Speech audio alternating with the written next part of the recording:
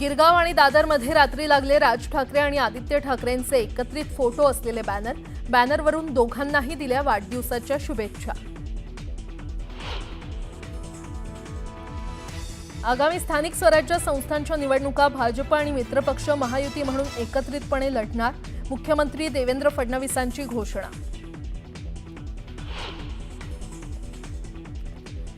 अमरावतीत बच्चू कडूंच्या अन्नत्याग आंदोलनाचा आज 5वा दिवस। शेतकऱ्यांना सरसकट कर्जमाफी देण्याच्या मागणीसाठी बच्चू कडू आपल्या मागण्यांवर ठाम।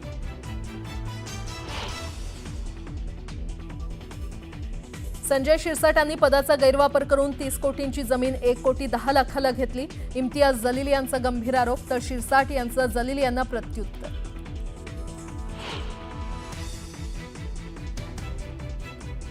ऑपरेशन सिंदूर म्हणजे मुलांच्या कम्प्युटरवरचा गेम, तर भारतानं पूर्वीच कल्पना दिल्यानं पाकनं माणसं हटवली। काँग्रेस नेते नाना पटोले यांचं वादग्रस्त वक्तव्य। तुळजाभवानी मंदिर परिसरात थुंकणं, पुजाऱ्यांना भोवलं, थुंकणाऱ्या 8 पुजाऱ्यांना कारणे दाखवा नोटीस।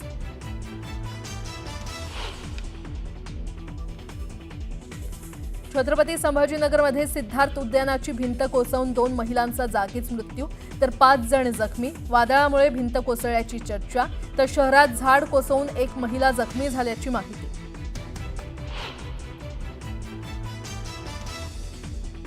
दिव्यातील बेडेकर नगरमध्ये परप्रांतीय फेरीवाल्याचा एका मराठी तरुणावर चाकू हल्ला, टेम्पो बाहेर काढण्याच्या क्षुल्लक कारणावरून हल्ला, तरुण गंभीर जखमी।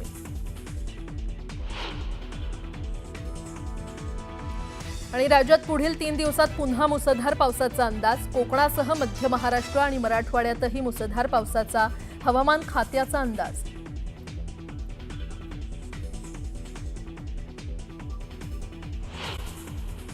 राज्यभरात निवडणुकीचे वारे वाहू लागलेले आहेत, मात्र नव्या प्रभाग रचना सीमांकनासाठी लागणारा 2.5 महिन्यांचा कालावधी नव्यानं जाहीर होणार आहे आणि आरक्षण आणि मतदार याद्या जाहीर करणं, सुनावणी घेणं अशा कामांसाठी लागणारा कालावधी पाहता प्रत्यक्ष निवडणुका दिवाळीनंतरच होणार असल्याचं स्पष्ट झालं। दादर आणि गिरगावात राज ठाकरे आणि आदित्य ठाकरे यांना वाढदिवसाच्या शुभेच्छा देणारे बॅनर लागलेले आहेत। काका पुतण्यांचे एकत्रित फोटो असलेले बॅनर लागल्यानं या बॅनरची सध्या जोरदार चर्चा रंगलेली आहे। नवे युग नवे पर्व असं म्हणत दोन्ही नेत्यांना वाढदिवसानिमित्त बॅनर लावून ठाकरे प्रेमींनी शुभेच्छा दिल्या। अलमट्टी धरणाच्या उंचीवाढी संदर्भात सातत्यानं चर्चा सुरू आहे। अलमट्टीमुळे सांगली कोल्हापूर जिल्ह्यांना पुराचा धोका निर्माण होत असल्याबाबत वेगवेगळे अहवाल आहेत। राज्य सरकारचा अलमट्टी उंचीवाढीला विरोध असून याबाबत सर्वोच्च न्यायालयामध्ये याचिका दाखल केली असल्याची माहिती जलसंपदा मंत्री राधाकृष्ण विखे पाटील यांनी दिली आहे। कर्तव्य बजावताना निष्काळजीपणा करणं, गैरवर्तन करणं, नियम आणि कायद्याचं उल्लंघन करणं अशा प्रकरणांमध्ये सरकारी कर्मचाऱ्यांची विभागीय चौकशी करून कारवाई केली जाते। विभागीय चौकशीला आता काळाचं बंधन घातलं गेलंय। 18 महिन्यात विभागीय चौकशी पूर्ण न करणाऱ्या अधिकाऱ्यांना शिस्तभंगाच्या कारवाईला सामोरं जावं लागणार आहे। राज्याचे उपमुख्यमंत्री अजित पवार तब्बल 14 वर्षांनंतर अकोल्याच्या दौऱ्यावर जाणार आहेत। यावेळी त्यांच्या स्वागतासाठी अकोल्यातील कार्यकर्त्यांनी शहरात ठिकठिकाणी स्वागताचे बॅनर लावले। अमरावतीमध्ये बच्चू कडूंच्या आंदोलनाला स्वाभिमानी शेतकरी संघटनेचे नेते राजू शेट्टी भेट देणार आहेत, तर आमदार रोहित पवारांसह ओबीसी नेते लक्ष्मण हाके देखील भेटीला येणार आहेत। आगामी स्थानिक स्वराज्य संस्थांच्या निवडणुका भाजप आणि मित्रपक्ष महायुती म्हणून एकत्रितपणे लढणार असल्याची घोषणा मुख्यमंत्री देवेंद्र फडणवीस यांनी अकोल्यात केली। काही ठिकाणी उमेदवार वेगळे असले तरी लढत मैत्रीपूर्ण असेल असंही त्यांनी यावेळी नमूद केलं। केंद्र सरकारच्या डिजिलॉकर ऑनलाईन सुविधेमध्ये आता महावितरणाची वीज बिलं देखील उपलब्ध होणार आहेत। ग्राहकाला डिजिलॉकर ॲपमध्ये गेल्यानंतर महावितरण वीज कंपनीची निवड करून वीज ग्राहक क्रमांक एकदाच टाकायचा आहे। त्यानंतर त्या ग्राहकाला आपल्या डिजिलॉकरमध्ये विजेचं चालू महिन्याचं बिल उपलब्ध होईल। लांब पल्ल्याचा रेल्वे प्रवास करणाऱ्या प्रवाशांची तिकीट बुकिंगची चिंता दूर होणार आहे। रेल्वे मंत्रालयानं प्रवाशांची गैरसोय दूर करण्याच्या हेतूनं तिकीट बुकिंग प्रणालीमध्ये काही बदल करण्याचा निर्णय घेतलाय। त्यानुसार रेल्वे प्रवासाची आरक्षण यादी प्रवास सुरू होण्याच्या 24 तास आधी जारी केली जाणार आहे। त्यामुळे तिकीट कन्फर्म झालं की नाही हे समजणार आहे। मुंबई गोवा महामार्गावर होणाऱ्या वाहतूक कोंडीमुळे प्रवासी हैराण झालेत। ही कोंडी दूर करण्यासाठी 4 पर्यायी मार्गांच्या कामांना गती देण्यात येणार असून त्यासाठी 15 कोटी रुपयांचा निधी तातडीनं उपलब्ध करून देण्याचं आश्वासन राज्य शासनानं दिलंय। बदलापूर शहरातील उल्हास नदीवरील पुलाला जोडणाऱ्या रस्त्याचा काही भाग एका बाजूने खचलाय, त्यामुळे दुर्घटनेची शक्यता वर्तवण्यात येते आहे। त्वरित रस्त्याची दुरुस्ती करण्यात यावी अशी मागणी करण्यात येते।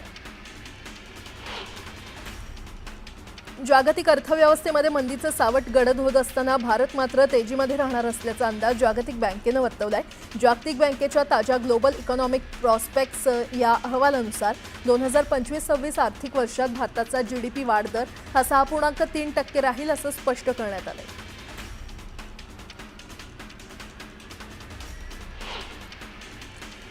आणि आता एक मोठी बातमी, मुंबईत ठाकरेंच्या शिवसेनेला धक्का देण्यासाठी संघ दक्ष झालाय। विधानसभा निवडणुकीनंतर आता मुंबई महानगरपालिका निवडणुकीसाठी राष्ट्रीय स्वयंसेवक संघ मैदानात उतरला असल्याचं पाहायला मिळतंय।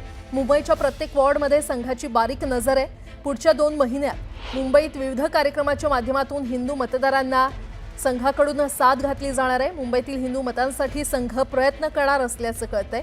लवकरच मुंबई महानगरपालिका निवडणुकीच्या दृष्टीनं संघाकडून सर्वे देखील केला जाणार आहे। तर मुंबईमध्ये ठाकरेंच्या शिवसेनेला धक्का देण्यासाठी आता राष्ट्रीय स्वयंसेवक संघ मैदानात उतरलेला आहे।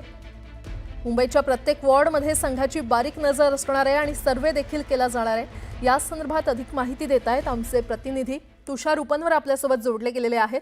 तुषार, आता महानगरपालिका निवडणुका तोंडावर आलेल्या आहेत आणि त्यामुळे राष्ट्रीय स्वयंसेवक संघ देखील मैदानात उतरल्याचं पाहायला मिळतंय, काय अपडेट?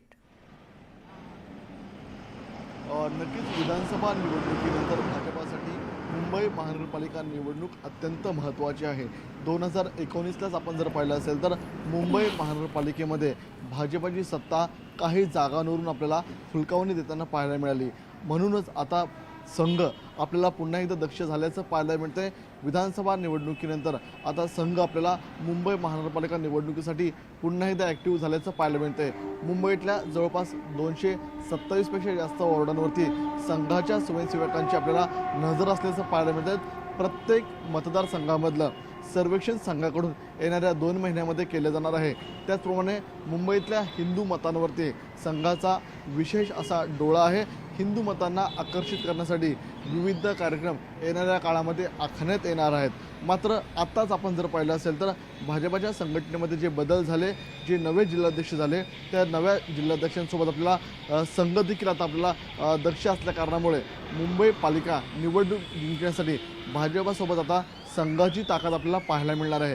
त्यामुळे संघ येणाऱ्या काळामध्ये स्वतः सर्वेक्षण करणार आहे, सर्वे करणार आहे आणि हिंदू मतांमध्ये कोणतीही फूट पडू नये म्हणून स्वतः काळजी घेताना पाहायला मिळणार आहे। त्यामुळे मुंबईत जर ठाकरेंना धक्का द्यायचा म्हटला तर संघ आता पुन्हा एकदा ॲक्टिव्ह झाल्याचं आपल्याला पाहायला मिळतं आहे। ठीक आहे तुषार, धन्यवाद या सविस्तर माहितीसाठी। आणि आता बातम्या पाहणार आहोत वेगवान स्वरूपात। पिंपरी चिंचवड महापालिकेच्या पाणीपुरवठा विभागाच्या निगडीतील जलशुद्धीकरण केंद्रात स्थापत्य आणि विद्युत विषयक कामं करण्यात येणार आहेत। यासाठी आज आणि उद्या शहरातील सर्व भागातील संध्याकाळचा पाणीपुरवठा बंद राहणार आहे। गेल्या काही वर्षात रत्नागिरीतील बंदरांमधून आयात निर्यातीमध्ये मोठ्या प्रमाणात वाढ झालेली आहे। रत्नागिरी जिल्ह्यातील बंदरांमध्ये गेल्या वर्षभरात 35,84,000 मेट्रिक टन इतका माल उतरवला गेलाय। त्यातून सुमारे 116 कोटींचा महसूल प्राप्त झाल्याची माहिती मेरीटाईम बोर्डानं दिली आहे। मुंबईच्या कोणत्याही भागातून देशभरात कुठेही प्रवास करत असताना वेगवेगळी तिकीटं काढण्याची गरज यापुढे भासणार नाहीये। मेट्रो 3 भुयारी मार्गिकेच्या एकात्मिक तिकीट प्रणाली म्हणजेच NCMC कार्डाचं अनावरण मुख्यमंत्री देवेंद्र फडणवीस यांच्या हस्ते मंगळवारी झालं। पावसाला सुरुवात झाल्यानं लिंबाचे दर घसरलेत। किरकोळ बाजारात 10 रुपयात 5 लिंब उपलब्ध होऊ लागलेत। उन्हाळ्यात लिंबांना जास्त मागणी असते, शिवाय लिंबांची बाजारात होणारी आवक देखील कमी होते। त्यामुळे उन्हाळ्यामध्ये वाढलेले दर आता घसरू लागलेत। राज्यातील वनाच्छादनाची टक्केवारी वाढवण्यासाठी हरित महाराष्ट्र समृद्ध महाराष्ट्र या अभियानांतर्गत यावर्षी राज्यात 10 कोटी वृक्ष लागवड करण्यात येणार आहे। जुलै आणि ऑगस्ट या 2 महिन्यात वृक्ष लागवडीचं उद्दिष्ट पूर्ण केलं जाणार आहे। राज्यात दरवर्षी 32,000हून अधिक अपघात होत असून त्यात सरासरी 15,000 नागरिकांचा मृत्यू तर 28,500 नागरिक जखमी होत आहेत। राज्य शासनाच्या अहवालानुसार मागील वर्षी दर 10,000 वाहनांमागे 7 अपघातांची नोंद झाली आहे। आगामी मुंबई महानगरपालिका निवडणुकीत प्रभागांची संख्या 2017 प्रमाणेच 227 राहणार आहे. मात्र 2017च्या तुलनेत मुंबईतील मतदारांची संख्या जवळपास 10 लाखांनी वाढलेली आहे. परिणामी प्रत्येक प्रभागात जवळपास 5,000 मतदार वाढतील. मध्य रेल्वेनं आता दिव्यांगांसाठी राखीव असलेल्या डब्यांमध्ये अनधिकृत प्रवाशांना रोखण्यासाठी पावलं उचलली आहेत. त्यानुसार तिकीट तपासणीसांना अशा प्रवाशांना जागेवरच दंड आकारण्याचा अधिकार देण्यात यावा असा प्रस्ताव वाणिज्य विभागाकडून मध्य रेल्वेला मुख्यालयाला पाठवण्यात आल्याचं अधिकाऱ्यांनी सांगितलं. अंदाजे 40 विधी महाविद्यालयांवरील कारवाईनंतर आता मुंबई विद्यापीठानं मान्यताप्राप्त प्राचार्य आणि प्राध्यापकांची भरती न केलेल्या बीएड अभ्यासक्रमाच्या तब्बल 40 महाविद्यालयांवर कारवाईचा बडगा उगारलेला आहे. विद्यापीठानं 1 लाख रुपयांचा दंड ठोठावल्यानं या महाविद्यालयांचे धाबे दणाणले. नवी मुंबई पालिकेच्या 668 पदांसाठी 84,774 उमेदवारांनी अर्ज दाखल केलेत. यातील पात्र उमेदवारांची लवकरच लेखी परीक्षा घेतली जाणार आहे. या परीक्षा राज्यातील विविध जिल्ह्यात घेतल्या जाणार आहेत. मुंबई आणि ठाण्यामध्ये आज येलो अलर्ट देण्यात आला आहे. आज काही ठिकाणी मेघगर्जनेसह हलका ते मध्यम पाऊस पडू शकतो. मुंबईतील पावसाचा जोर वाढण्यासाठी आणखी 2 दिवस प्रतीक्षा करावी लागण्याचा अंदाज आहे. गेल्या काही दिवसांपासून मोठी भाववाढ होत असलेले चांदीचे भाव 1,07,200 रुपयांवर स्थिर राहिलेत. गेल्या 11 दिवसातील स्थिती पाहिली तर चांदी भावात 9,700 रुपयांची वाढ झाली आहे, तर सोनं केवळ 900 रुपयांनी वाढले.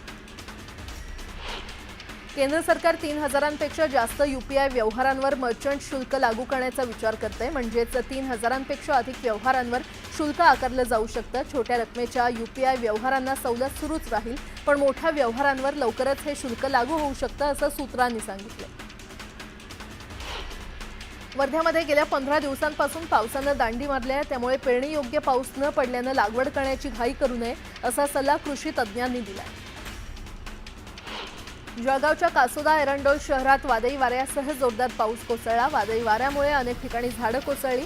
अचानक आलेल्या पावसामुळे नागरिकांची तारांबळ उडाली. कासोदा आणि एरंडोल शहरासह परिसरात अनेक ठिकाणी मोठ्या प्रमाणात नुकसान झाले.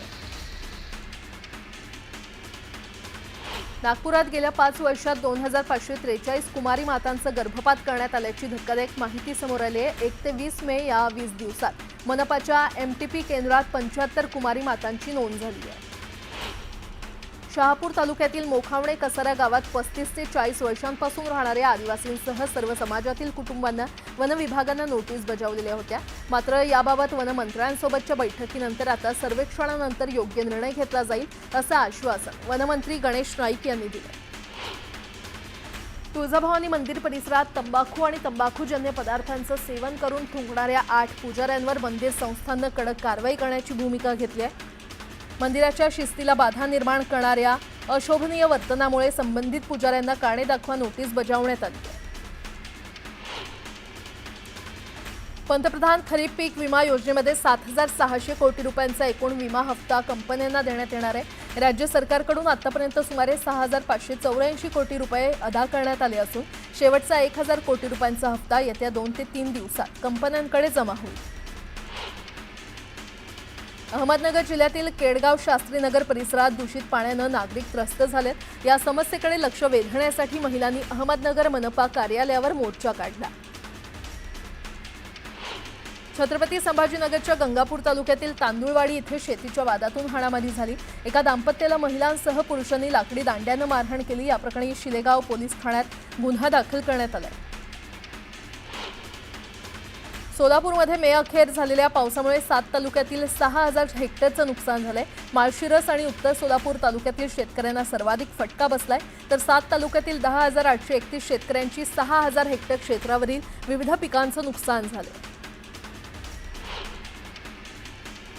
अनुसूचित जाती जमाती आयोगाचे उपाध्यक्ष धर्मपाल मेश्राम यांनी भुसावळ नगरपालिकेला भेट दिली. भुसावळ शहरात अस्वच्छता, नालेसफाई तसंच पाणीपुरवठ्याच्या अनेक तक्रारी समोर येत असून यावरून धर्मपाल मिश्रा यांनी पालिका प्रशासनावर तीव्र नाराजी व्यक्त केली आहे. लोणावळा बाजारपेठ भागामध्ये वाहतुकीस अडथळा ठरणाऱ्या 118 वाहनांवर दंडात्मक कारवाई करण्यात आलेली आहे. पोलिसांनी केलेल्या कारवाईमध्ये 1,13,000 रुपयांचा दंड आकारण्यात आलाय. मावळमधील श्री क्षेत्र येलवाडी ते देहुगाव रस्त्यांसाठी येलवाडी ग्रामस्थांनी रास्ता रोको आंदोलन केलं. त्यामुळे काही काळ या मार्गावर वाहतूक कोंडी झाली होती. अनेक वर्षांपासून देहुगाव ते तीर्थक्षेत्र येलवाडी या रस्त्याची दुरवस्था झाल्यानं ग्रामस्थांनी आंदोलन केलं. धाराशिव तुळजाभवानी मंदिरात सध्या मंदिर विकास आराखड्याचं काम सुरू होणार असून याच कामादरम्यान तुळजाभवानी देवीची मूर्ती तिच्या मूळ गाभाऱ्यातून हलवली जाणार आहे. दसऱ्यानंतरची पौर्णिमा संपली की ही मूर्ती मूळ देवीच्या गाभाऱ्यातून हलवण्याचा निर्णय घेण्यात आलेला आहे.